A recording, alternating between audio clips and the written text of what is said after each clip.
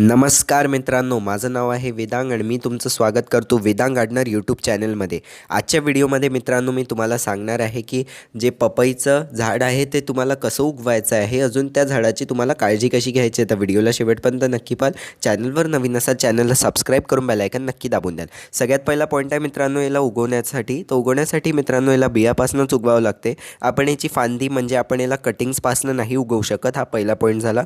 म्हणजे मित्रांनो तुम्हाला जी पूर्ण फुल्ली पिवळी झालेली जी पपई आहे ती सिलेक्ट करायची आहे. जी सडत असेल ती नाही घ्यायची आहे. अजून जी चांगल्यानी पूर्ण पिवळी आहे ती पपई सिलेक्ट करायची आहे. तिच्या आतले सीड्स काढायचे मित्रांनो, ते तुम्हाला लावायचे आहे. नॉर्मली जसं आपण बिया लावतो तसे तुम्हाला पेरून द्यायचे. अजून त्याच्यावर चांगल्यानी माती कवर करून द्यायची आहे. खूप जास्त मातीच्या आतमध्ये नाही दाबायचं आहे. आणि 3 ते 4 झाडं नक्की लावायचे. असं नाही की तुम्ही 1 ते 2च बिया लावल्या. कारण की जे पपई आपण जी म्हणजे जी पपई मार्केटपासून मिळते आपल्याला बाजारात जी पपई मिळते ती समजा आपण उगवली तर त्याच्यात मित्रांनो थोडंसं पॉलिनेशनचा प्रॉब्लेम येत असते नंतर ती मोठी झाल्यावर. म्हणून आपल्याला 3 ते 4 झाडं लावायला पाहिजे जेणे की पॉलिनेशन चांगल्याने होऊ शकणार. याच्यात मेल अजून फिमेल फ्लावर्स लागतात पपईच्या झाडात.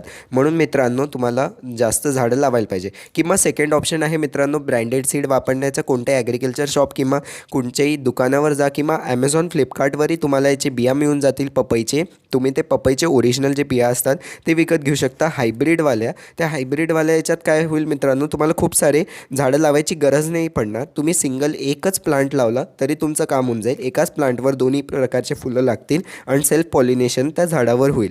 तर मग तुम्हाला मेल फिमेल झाडाचं तेवढं झंझट नाही राहणार. तर त्याच्यासाठी मित्रांनो तुम्ही डायरेक्ट जे ब्रँडेड हायब्रिड सीड्स असतात पाकेटमध्ये जे सीड्स येतात ते तुम्ही लावू शकता. किंवा मग पुढचा ऑप्शन आहे मित्रांनो नर्सरीपासून आपण आणू शकता, अजून याचे झाडं लावू शकता.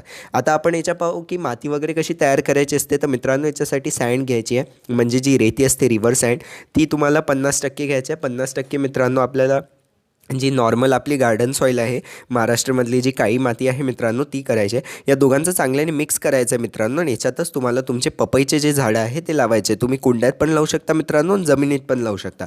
मग पुढचा पॉईंट आहे मित्रांनो फंगसचा याला खूप जास्त त्रास होतो. याच्यासाठी तुम्हाला नीमखल्ली अजून जे आपली राख असते वूड ॲश ज्याला म्हणतो आपण, तर ती वापरू शकता मित्रांनो. नीमखल्ली अजून वूड ॲश कसं झाडामध्ये वापरायचं जर आधीच व्हिडिओ बनवून ठेवलेला आहे तर नक्की पालन. नीमखल्ली घरच्या घरी कशी तयार करायची. अजून हे पपई नाही सगळ्याच झाडांसाठी खूप चांगलं फंजीसाईड असते. नीमखल्ली ऑर्गॅनिक आहे पूर्ण. घरच्या घरी कशी तयार करायची, झाडात वापरायची डिटेलमध्ये सांगून ठेवला आहे. तर तो व्हिडिओ पण नक्की पाहा हा व्हिडिओ झाल्यानंतर. आणि समजा मित्रांनो आपण इनऑर्गॅनिक म्हणजे केमिकल फंजीसाईड्स वापरत असाल तर केमिकल फंजीसाईड्स पण तुमच्या झाडांना तुम्ही टाकू शकता 15-20 दिवसातून एकदा. मग वॉटरिंग याला मित्रांनो रेग्युलर करायची आहे, कारण या झाडाला पाणी खूप आवडते. पण एक पॉईंट नक्की लक्षात ठेवायचा आहे, ओव्हर वॉटरिंग अजिबात करायची नाही. ओव्हर वॉटरिंग कसं आयडेंटिफाय करू शकता, झाडाचे जे पानं आहे मित्रांनो ते पिवळे पडत असतील तर तुम्ही आयडेंटिफाय करू शकता की झाडाला पाणी जास्त होतं आहे. तर पाण्याकडे मग तसं लक्ष ठेवायचं आहे. पुढचा पॉईंट आहे की सनलाईट आहे मित्रांनो. जे सूर्यप्रकाश याला खूप जास्त आवडते तर फुल सनलाईट याला मिळालं पाहिजे आणि 6 ते 7 तासाचं ऊन याला मिळालं पाहिजे. तर ही गोष्ट नक्की लक्षात ठेवायची. सनलाईट जेवढं जास्त द्याल तेवढंच चांगले याला फळं लागतील. मग पुढचा पॉईंट आहे मित्रांनो की कंपोस्ट खतं कोणते टाकायचे आहे. तर जे कंपोस्ट असते किचन वेस्ट कंपोस्ट किंवा शेणखत किंवा जे गांडूळ खत आहे ते टाकू शकता. किंवा ॲप्सम सॉल्ट, झाईम फर्टिलायझर, अजून लिक्विड फर्टिलायझर आणि मस्टर्ड केक टाकू शकता. तर या सगळ्यांवर मित्रांनो मी एक डिटेल व्हिडिओ बनवून ठेवलेला आहे. तर या व्हिडिओच्या शेवटमध्ये एक प्लेलिस्ट येऊन जाईल, त्याच्यात हे सगळे व्हिडिओज मी टाकून ठेवले लाईनीत. हे घरच्या घरी कसं तयार करायचं आणि वापरायचं. आणि बाकी ॲप्सम सॉल्ट, झाईम फर्टिलायझर तुम्हाला म्हणजे ते ऑनलाईनच मिळते, तर ते कसं विकत घेऊन तुम्हाला यूज करायचं ते मी नक्की सांगितलेलं आहे.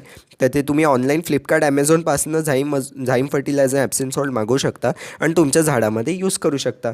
तर ते पण मी व्हिडिओजमध्ये सांगून ठेवलं आहे की हे झाडात कसं वापरायचं असते. खूप चांगलं असतं ॲप्सम सॉल्ट आणि झाईम फर्टिलायझर. आणि समजा मित्रांनो आपण केमिकल म्हणजे रासायनिक खतं वापरत असाल तसं तर ऑर्गॅनिकच मित्रांनो वापरायला पाहिजे.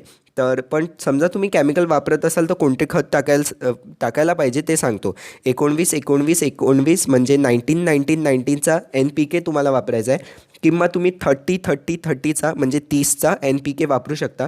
जेव्हा फ्लावरिंग तुमच्या झाडाला येणं सुरू होते, फुलं जेव्हा लागतात तेव्हा कोणता NPK वापरायला पाहिजे तुमच्या झाडावर 0-56-32 05632 NPK तुम्हाला जेव्हा झाडाला फुलं येतात तेव्हा वापरायला पाहिजे. पुढचा पॉईंट आहे मित्रांनो, याला किडे वगैरे खूप लागतात, त्याच्यासाठी कडुलिंबाचं तेल म्हणजे नीम ऑइलची फवारणी याला 15 दिवसातनं एकदा करायची आहे किंवा 1 महिन्यातनं एकदाही करू शकता. किंवा मी 10 पेस्टिसाईड म्हणजे 10 कीटनाशकवर आधीच व्हिडिओ बनवून ठेवला आहे, घरच्या घरी कसं तयार करायचं आणि झाडामध्ये वापरायचं, तर ते पण व्हिडिओज नक्की पाहा. कडुलिंबाचं तेल पण घरच्या घरी झाडांसाठी कसं तयार करायचं आणि वापरायचं डिटेलमध्ये सांगून ठेवलं आहे, तर तोही व्हिडिओ नक्की पाहा. पुढचा पॉईंट आहे मित्रांनो, की या झाडाला कटिंग अजिबात आवडत नाही, तर या झाडाची तुम्हाला फांद्या किंवा पानं कमी कापायला पाहिजे, याला कटिंग जास्त आवडत नसते. मग पुढचा पॉईंट आहे, याला लीफ मायनरचा डिसीज लागतो, याच्यासाठी कॉपर सल्फेट वापरायला पाहिजे.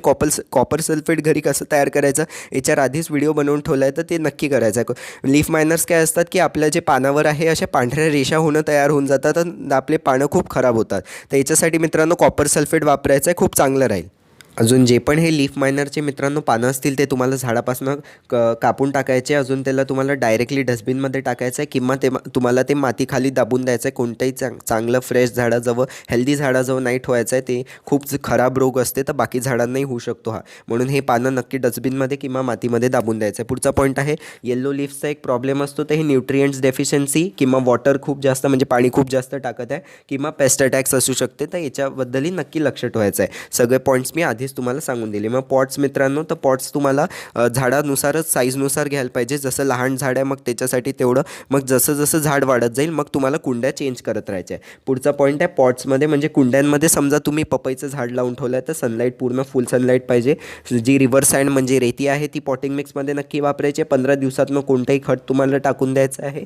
अजून मित्रांनो, पाणी याला नक्की काळजी ठेवायची आहे, ओव्हर वॉटरिंग नाही करायची आहे. अजून हे फुल्ली मॅच्युअर्ड झाल्यानंतर पपईला तुम्हाला हार्वेस्ट करायचं आहे. अशा प्रकारे मित्रांनो पपई तुम्हाला घरी उगवायची आहे. अजून त्याची काळजी घ्यायची आहे.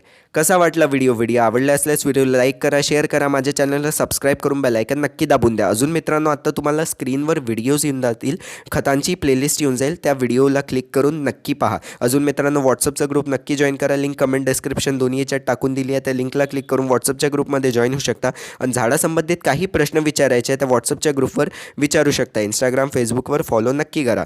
धन्यवाद.